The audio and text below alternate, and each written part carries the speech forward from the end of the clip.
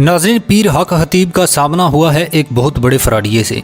नाज़रीन, इस पीर का एक फ्रॉडी मुरीद इससे 8 करोड़ पे लेकर रफू चक्कर हो गया है। हुआ कुछ यूं है कि इस पीर का एक मुरीद रोता धोता हुआ इसके पास आया और कहा कि पीर साहब, मेरा तो बेड़ा ही गर्क हो गया है, मेरा सारा कारोबार ही खसारे में चला गया है। हक खतीब ने हाथ उठाकर इसके लिए दुआ की और वो मुरीद वापस चला गया। दोस्तों, कुछ दिनों के बाद वही मुरीद कीमती तोहफे लेकर हक खतीब पीर के पास आया और कहा कि जनाब, आपकी दुआ से अब बिजनेस बहुत अच्छा चल रहा है, लिहाजा आप ये नजराना कबूल करें। और पीर साहब ने वो तोहफे कबूल कर लिए।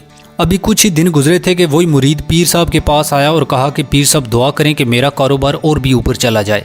पीर साहब ने दुआ की, मुरीद फिर वापस चला गया। दोस्तों, चंद दिन के बाद वही मुरीद एक कीमती गाड़ी का तोहफा लेकर पीर साहब के पास आया और कहा कि पीर जी, आपकी दुआ से मेरा कारोबार तो उरूज पर चला गया है, लिहाजा ये गाड़ी मेरी तरफ से आपके लिए तोहफा है, आप इसे कबूल करें।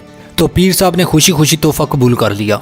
चंद दिन के बाद फिर वही मुरीद आया और कहा कि पीर साहब, दुआ करें कि मेरा बिजनेस और भी तरक्की करे, पैसा ही पैसा हो जाए। पीर साहब ने फिर दुआ की और मुरीद फिर वापस चला गया। नाज़रीन, अभी कुछ ही दिन गुजरे थे कि वही मुरीद 4 कीमती गाड़ियां लेकर हक खतीब पीर के आस्थाने पर आ गया और बड़े अदब के साथ पीर साहब से अर्ज की कि सरकार, आपकी दुआ से अब तो मेरा बिजनेस उरूज पर चला गया है, अब तो पैसा ही पैसा हो गया है, हर तरफ से पैसा ही पैसा आ रहा है, लिहाजा सरकार ये 4 गाड़ियों का छोटा सा तोहफा आप कबूल करें। यह सुनकर तो पीर साहब के दिल में हलचल ही मच गई और पीर हक खतीब के दिल में भी ये ख्वाहिश पैदा हुई कि क्यों ना मैं भी इस बिजनेस का हिस्सा बनूं। बस पीर साहब ने फिर अपनी इस ख्वाहिश का इजहार अपने इस मुरीद के साथ किया और मुरीद तो खुशी से झूम उठा।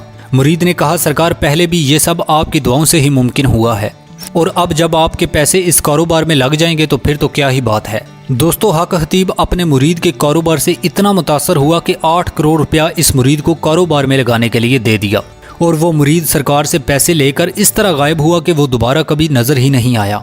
पीर सरकार के लिए ये तो एक झटका था ही, लेकिन एक और झटका ये लगा कि वो फ्रॉडी मुरीद जो गाड़ियां तोहफे में देकर गया था वो सब की सब रेंट की थीं, जिनमें ट्रैकर लगे हुए थे। कुछ दिन बाद उन गाड़ियों के मालिक आए और वो पीर साहब से गाड़ियां भी ले गए और पीर साहब फिर देखते ही रह गए।